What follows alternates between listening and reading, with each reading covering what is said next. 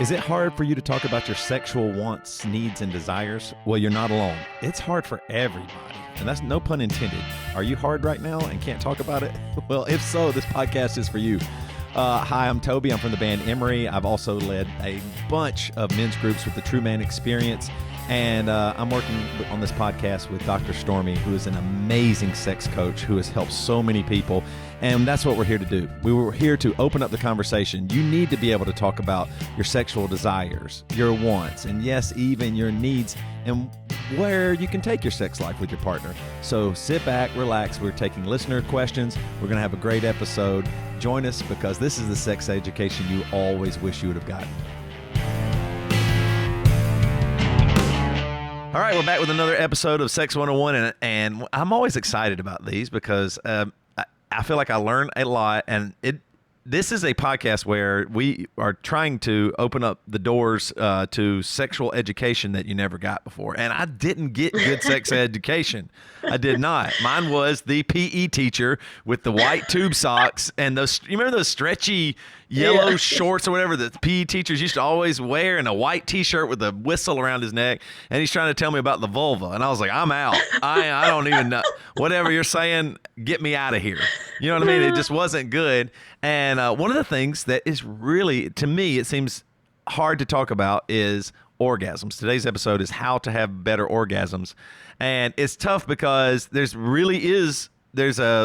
stigma about women never having orgasms or faking orgasms. I know that sometimes guys are just, coming or ejaculating, but not necessarily feeling in the orgasm deeply or having a very full body orgasm or anything like that. So this episode is going to be really good because it is great to have an orgasm. Everybody would like to have one. It's one of the best feelings in the world, but it's not the easiest thing to achieve. So I'm glad we're getting into this topic today. I love that. I love that intro, right? And so how to have better orgasms, right? You notice we didn't say how to have like the best orgasm. Right. There really isn't. Yeah. But what I would say is that because what your best orgasm might be not someone else's best orgasm. So orgasms, but it is a practice, right? So how do you practice? I say this about almost all things in the realm of sexuality because we don't look at most things like a practice. But how do you practice having better orgasms? Because like you said, Toby, orgasms are amazing. They're amazing. I think I said in another episode, I feel like we should, like all of our major world leaders should only be allowed to make an important world decision after they've had an amazing orgasm. Because I feel like the world would be a much happier, kinder, way less violent place. So that's my own little Stormy-ism. But we really they really are amazing. And even because I love the nerdy science, we don't even really understand fully what happens. We know a lot more about orgasms than we used to. I'm not going to totally science nerd out on us today. But like you mentioned, right, so 90% of men typically, this is in hetero couples, will have an orgasm during sex, and only about half of women will climax each time during sex, right? So there's what we call the pleasure gap or the orgasm gap. Yeah. Okay, 10% of women have never had orgasms. Only 20 to 30% of women will orgasm consistently from penetrative sex alone. We've done episodes on that, like the clitoris and how important the clitoris is, for example. But, also men, right? So 90% of men, that means 10% of men don't orgasm every time, right?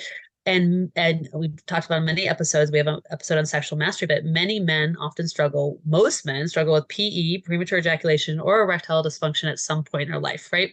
Performance anxiety is a thing. So all of these things, both for men and women, impact the quality and the consistency of our orgasm. So I guess first of all, what I want to invite you all to do is think of this episode as orgasm practice. How do you practice having better orgasms? What are the things that set you up for the most success? And then I would say being willing to evolve your orgasm.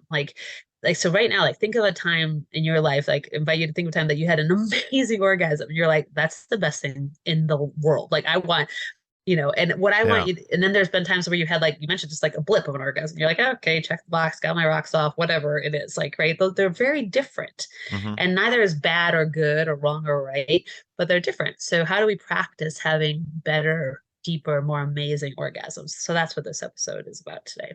I'm ready to learn. Okay, so of course I always start with the nerdy definition. Right. So clinically, an orgasm is rhythmic contraction of the genitals, but we know it is so much more than Yeah. that, right? It's like Right. the pinnacle of pleasure. People say like it's bliss, it's dissolution of yourself, it's ego death, right? It's like it's makes you feel alive and electric. I would also say that for me, when I'm having an amazing orgasm, there's like a dissolution of myself and my partner. Like I can't really tell who's who and what's Mm. what, right? There's a Yeah.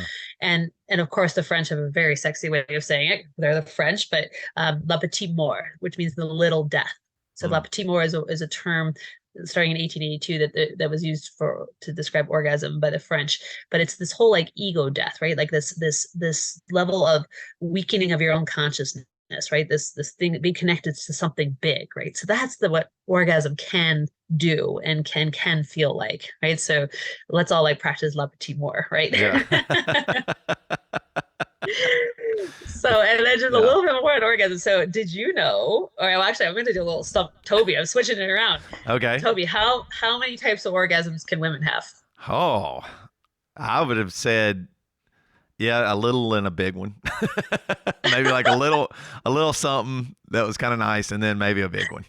Amazing. Okay, so you're talking about being multi-orgasmic, which, by the way, Yeah. we need to do an episode on how men Okay. and women can be multi-orgasmic. But actually, depending on who you're reading and what literature you're reading, women can have 10 to 12 different kinds of orgasms. So we'll have to Wow. do an episode on Yeah. that as well. And how many orgasm types do you think men can have? I would have said one. Really. Yeah, so Yeah. what you would be like, most people would say one, but it's actually 5 to 7 different types of orgasms available Wow. for men. So I say all that as like a little bit of a teaser of episodes to come, but also to let you know like there's so much room to practice and grow your orgasm. It is not just a blip, an awesome blip, right? But it is not just a blip in time. We know that they don't last very long, like temporally, like 20 to 30 seconds, right? But how do you practice having bigger, better, more full body, even like transcendent sort of orgasms? So Yeah. Yeah. Wow. I did not know there was that many. yeah, amazing. Yes, Man. did you know like there's even like nipple gasms? Like you can actually have an Man. orgasm from just stimulating the nipples. Now that if you said there's like 12 of them, I'm gonna try one each month.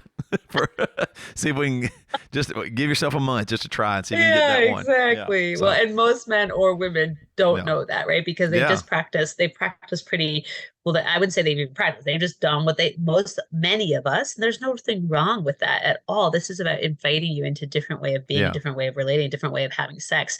Most of us go for what we know works.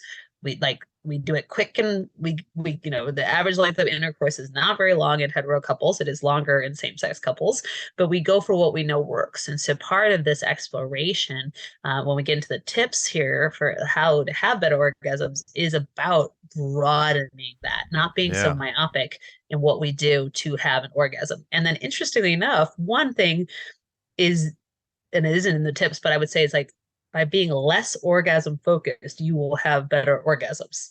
Kind Mm. of counterintuitive, but Yeah, that is. we're really orgasm focused, right? And porn is like Yeah. incredibly orgasm focused, right? Right.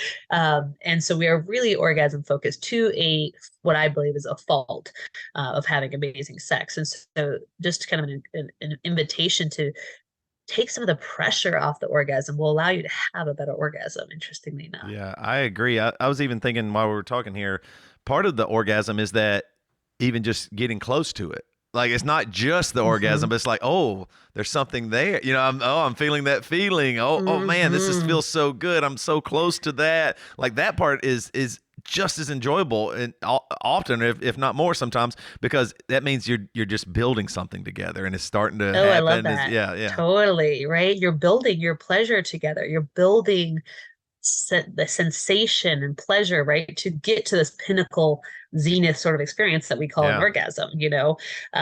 So I mean, it actually leads perfectly into like the first tip is actually increase the cuddling, increase the foreplay. And I've talked about this in another episode. I don't even like the word foreplay because it suggests it's something before the actual event, right? right. And it's not. To your point, what you just said, it's all part of building that erotic energy, building the pleasure. So really increasing the cuddling, increasing the foreplay, that'll give you more oxytocin, right? That's important for all of the elements that are needed physiologically to have an experience in orgasm. So I would say like double or triple the cuddling and the foreplay. Okay. Yeah. So that's the first tip. Okay. The second tip is like also similar to what you just said, is it's not just about penetrative sex, right? Like we focus so much on intercourse, P and V, right? Penis and Hmm. vagina, if we're talking about heterosex. But what about outer course? What about all the other things? We have way more than just genitals that have sensation, pleasure, Right. and erotic, erotic zones, right? Yes. We call them. So we tend to be very genital focused. So this is like be less genital focused, focus on outer course and inner course. Yeah. 100%. Yeah, and Okay. that's also just getting used to and being comfortable with your body. That's one of the things I've been learning Absolutely. for a while now. Just learning to be comfortable with your body, love yourself, and then Hmm. then you actually can open doors to things that like feel good that you didn't know. Like it might be a hand scratching your chest, or whatever Hmm. it might be. Maybe you love a nice foot massage or something like that, but you think your feet are Totally. ugly. Like Right. become comfortable with this is how you were made, and that is good. That that Right. you are to be loved and desired at however you look, at any size, whatever you're at. Mm, That is just a, if you can just learn that. It is very hard. I'm learning that now. It is very hard mm, to feel attractive sometimes, or wanted or right. desired, because you're like, well, I know what I look like in the mirror naked, Right. Right. But if you Totally. can get there, it really does open you up, and you feel Hmm. so much more free. Yeah, I love that, right? So the importance of body love, right? It's not easy. And as we age, I'm 46, like, I think I'm aging fairly well, but at some places I'm like clawing on and holding on to, let's say, like skin elasticity, which is not there to the same degree that when I was 20. It will Right. never be there to the same degree when I was 20. And I'm Right. super fit, but like it's just not so like that's one area for me I've been like grasping onto.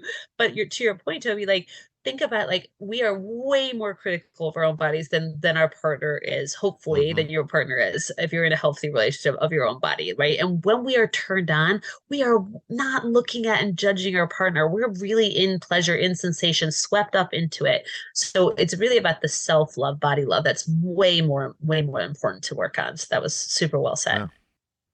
Yeah, awesome. Okay, so the third tip is clitoris forward positions. We did a whole episode, I think it was called The Magic of the Clit, if I remember correctly. So Yeah. check that out. But it's really important back to that pleasure gap, orgasm gap that I started the episode with. Um, you know, many women don't orgasm from penetration alone. It's just simple anatomy. It's not that you're not a good lover. It's not that your penis isn't perfect. It's that it's the anatomy of pleasure for a woman. So clitoris forward positions that allow extra stimulation or pressure or rubbing on the clitoris, or we also have hands and toys, right? So you can also use hands and toys in the clitoris. So Right. include the clitoris is a good one for having to have better orgasms. Yeah, totally. And the entrance of the vagina is so awesome. Like I think guys oftentimes get caught up, and I do believe this is a lot from porn of like, that penetrative, Mhm. big dick going in hard and all this stuff. And I have felt like over the years I've learned so much about just the very beginning of the vagina with the clitoris, Mhm. the Mhm. the labia, everything there is just there's so Totally. many nerve endings. There's so much going on. Don't skip that. Don't try to just go, just to get inside. Right. Like Totally. there's so much more happening there. I mean, even the G spot's near the front. You know, what I mean, like Yeah, absolutely. everything's right there Right. for you. Don't skip it. Don't Mhm. run past it. That's really beautiful, right? And then we even like it's even called the vestibule, right? The entrance too. Yeah. And it's really there's so much in just what you said too. Also, the clitoris. You can go listen to our clitoris episode, but what you see is just like literally the tip of the iceberg. The clitoris Mm-hmm. actually runs like through the labia and underneath, and so there's so much. Plus, also that mons pubis, the fleshy part above the clitoris, the mound, where pubic hair is, unless you're shaved or waxed, but that is also has a ton of nerve endings and gets like Mm. over really Yeah. easily because like you said, partly porn has been like penetration, push in hard, right? And actually, when I'm teaching with my clients, a lot of times we'll say, well, we'll slow down sex so that you don't even penetrate until like you literally feel like the vagina like pulling you in. This is pulling the Mm. penis in. There's no like Wow. pressing in, right? So, Yeah. and that takes a lot of foreplay. That takes a lot of turn on. That takes a lot of slowing down. It's a really, but you're absolutely right. Like the entrance to the vestibule is a really beautiful place to Yeah. really hang out in. Yeah. Okay, awesome. So the fourth tip is we've already kind of touched that, but be open to using a vibrator or a toy, right? Because of this pleasure gap. This isn't about being a bad lover. This is about how the anatomy of arousal and the anatomy of pleasure works in men and women, if we're talking about hetero couples, right? Or women, if we're talking about same, or men, like whatever we're talking about, like how does the anatomy work, right? So being open to using a vibrator or a toy, and we have an episode on sex toys, right? Like think of it as a team player, not as like a replacement for you. Yeah, 100%. I mean, and it not a replacement for you. And oftentimes guys get hung up on, is this gonna, beat my penis? Is this better than my Right. penis? And you can't compete, and it's not a competition. That's the thing you have to realize.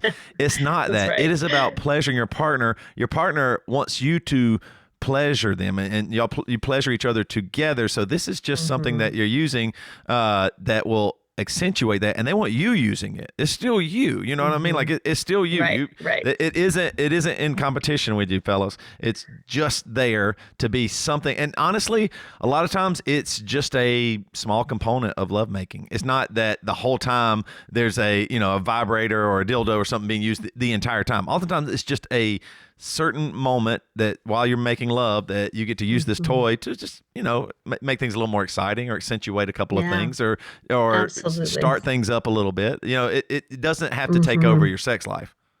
And Right. nobody Yeah. I've ever been with only went to that. You know what I mean? I think sometimes people think, oh, you'll get addicted to a vibrator or something like that. Yeah. It's not. It's Yeah. just not true. Not true. No, and it's a wives' tale, right? Like or Right. you could desensitize. I mean, there's a lot of wives' tales when it comes to sex toys, Yep. for You're right. sure. Yep. But it can be a really amazing team player, right? Yep. Totally. So and the fifth tip is really a shift from away from a toy. It's about being present, right? So it's about being present with yourself, your body, your pleasure, and your partner. Yeah. Right? You will have better orgasms when that is the case. When you're like up in your head, when they say our brain's our biggest sex organ, and I also say in our greatest barrier to fabulous sex, because if when we're in our head, we're not as deeply connected to our body. So being present, staying present, and one of the ways to do that is to stay with your breath, to slow down your breath. As pleasure builds, we tend to increase our breathing. Our breathing gets faster and more shallow. So change it up, slow it down. Like as the pleasure is building, breathe slowly and deeply into your belly, right? That will allow you to linger in the pleasure, build the pleasure more, and you will have better orgasms. Okay. Yeah, that's great. So a little counterintuitive. So that was the tip 5 and 6 is being present and slowing down your breathing. Okay, the seventh one, that's a really great one, is if you're struggling with like the intensity or the lack of intensity or lack of, if your orgasm is feeling a little lackluster, taking an orgasm break, literally say like, okay, if we're going to have sex, we're not going to have an orgasm. Or if I'm going to self-pleasure, I'm going to edge, but I'm going to get my pleasure way up high, but I'm not going to fall over the edge into orgasm.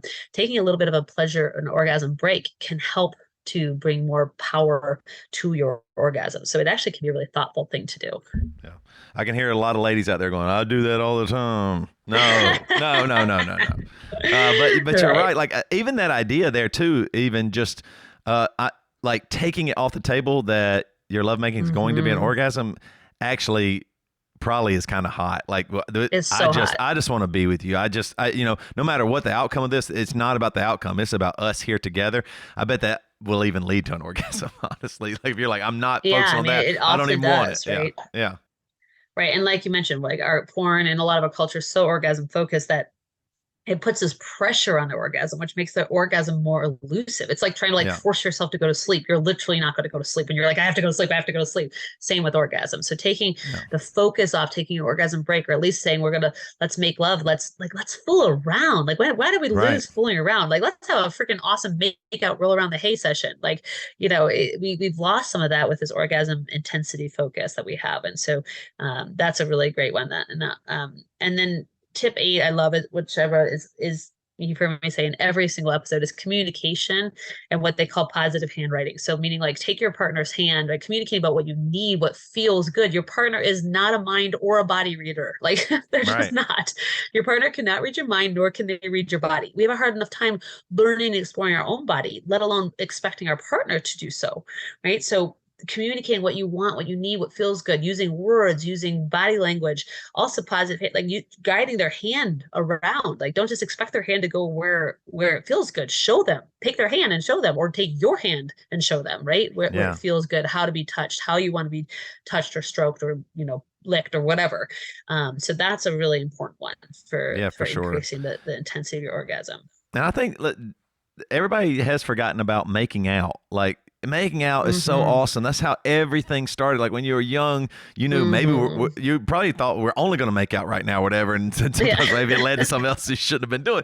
But the making out is so awesome. It's such a turn on, and it's just a connection. And like, two mouths together, is something very sensual. It's very vulnerable, and it can really, like, don't miss out on all the other stuff. Like, I mean, like we were saying at the beginning of this episode, the orgasm is like the whole thing. It's not, foreplay is still sex. The making out is still sex. That it's all a part of it. It's not just penetration. Penetration is, that is wonderful and awesome, but that comes later, and if you start there, then you're in trouble. Yeah, absolutely. Right. And I love that. I mean, it's funny. I'm a sex and intimacy coach, but if I had to pick, if I had to pick, I think I'd pick kissing over penetrative sex, because I love kissing so much. Kissing is such a intimate, amazing thing. There's so many different ways to kiss, right? We'll do an episode on kissing. We should do an episode we should. on bringing back the make out. Yeah. Making out great again. Making out. Oh, yeah. That's a way better slogan. Better slogan. Yeah, for sure. That's awesome. Okay, so then the ninth tip. This one is something that really comes up a lot in my work, and then also in the literature. It's like things that let's say this in the right way. So things are going really well. Intensity is building for both of you, and then right as if you think about the practice of edging, which I'm going to talk about here in a second, but like building up your pleasure. Let's say at a pleasure on a scale of 0 to 10, and 10 is orgasm. And maybe for you, this individual, 7 or 8 is what they call the point of inevitability, meaning you are going to orgasm. You're like, the train is on the tracks. There's no turning back no matter what, right? But at like a 6 or a 7, it can go back down, right? So you intentionally build up the pleasure and bring the pleasure back down. Build up the pleasure, bring the pleasure back down, and then allow the pleasure to spill over into orgasm, okay? That's what edging is. But what can happen is, let's say you're at that like 8, so you're on the track of ejaculatory inevitability, and then your partner totally changes it up, stops doing what they're doing, changes the position, changes the tempo, changes whatever. That can really dull your orgasm, right? Because you're not practicing edging, you're literally changing up what is working, right? So although we said earlier, don't just go with what works, in this moment, like when you're really close, keep going with what you're going. You can read your partner's cues and body language and their breath and their words, their verbal encouragement, and stay with. Don't change it up right before the O. Can be a technique to help with having better orgasms. Awesome. And then the 10th one is edging, which we just talked about. Practice edging. Okay, this is for men and women, and then also practice your Kegels. Okay? So Kegels, right? Strengthen the pelvic floor musculature. Men and women have very similar pelvic floor musculature, and it helps to have better orgasms for men and women. Okay, so practice your Kegels. It is easy to do. Like, it's really great to have like a cue. Like I literally do Kegels at every stoplight. It's just my cue. I do them at every stoplight. They should feel good. You're practicing strengthening the muscles. You will have better orgasms. So practice your Kegels. This is for men and women out there. That makes total sense. Exercise helps in so many ways, and why not exercise your pelvic floor? I mean, that has to have a good effect on you. And you're right. It's really cool because Kegels you can just do sitting down, both, right? I mean, everybody you can practice them whenever you want, standing up, sitting down, wherever you want. It's just a quick little thing, and it's kind of like a conscious way of thinking about your partner. You know what I mean? Like, oh, I'm going to make myself, see what I can get to here. So totally right. It is skeletal muscle. You can strengthen it just like anything else. So awesome. All right, this is good. That was number 10, right? That was number 10. All right, I love these. Okay, I'm gonna put some of these in practice for sure. But I have a good Stump Stormy, I think. So let's see. It's time to Stump Stormy. Okay, here we go. Do you know what a corgasm is? Coregasm. I would say it's when you're doing abdominal exercises, like core exercises, and you orgasm. You're right. You nailed it. It said a study from Indiana University found that 40% of women have experienced coregasms or ab exercise induced orgasms. And here's how it broke down. Orgasm via weightlifting, 26% have had that. Wow. Orgasm via yoga, 20%. Orgasm bicycling, 15%. Orgasm while running, 13%. And orgasm while walking or hiking, almost 10%. That's amazing. Wow. Well, first of all, I wish I was a coregasm person because I'd have like abs of steel if that was the case. Just be shredded. Just totally ripped. I have never had a coregasm. So It's so funny. And second of all, I was just laughing because I've been trying to imagine being in like down dog and having an orgasm. That'd be very challenging. That'd be rough.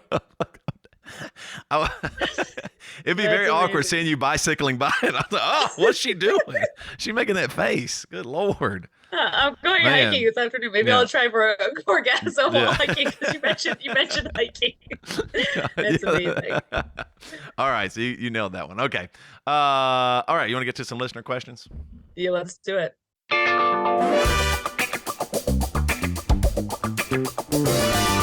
Have a question? We've got answers. Here's this week's listener question. All right. Our first listener question says, this is for Dr. Stormy. Having worked with so many people, what is one thing that is hardest to change for a person or a couple when it comes to sexual intimacy or compatibility? Yeah, I love this question. So, I mean, they're kind of two different things, right? The intimacy question and the compatibility question. So I'm going to answer them in two different parts. Like, I can't really help with the compatibility, right? We either have it with our partner to some degree or we don't to some degree. And I would say we all have some compatibilities and some incompatibilities. So when it comes to compatibility, it's about thinking what your deal breakers are, because those are not going to change. Those are not going to change. So, but one thing you can work on to help with compatibility is to find shared interests. So find shared interests together, like pickleball is like the fastest growing sport in the United States. I'm like totally obsessed with pickleball right now. Currently I'm a new pickleball player, but like find something fun to do together. Like that's something that both my partner and I started doing together. And now we play together, and I have this vision of us like taking the pickleball world by storm, but it's finding such shared interests. So that can be help with that.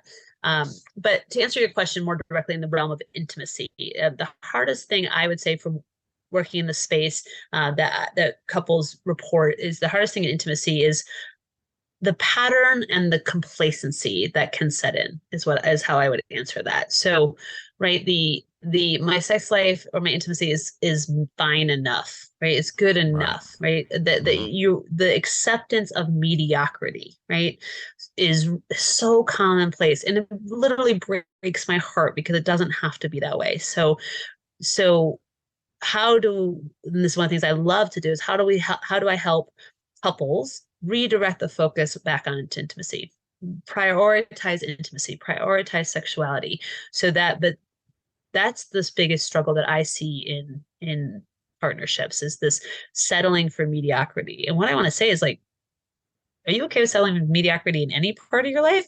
Because I don't think it's likely that you're actually truly okay with having a mediocre sex life, and you don't have to. Yeah.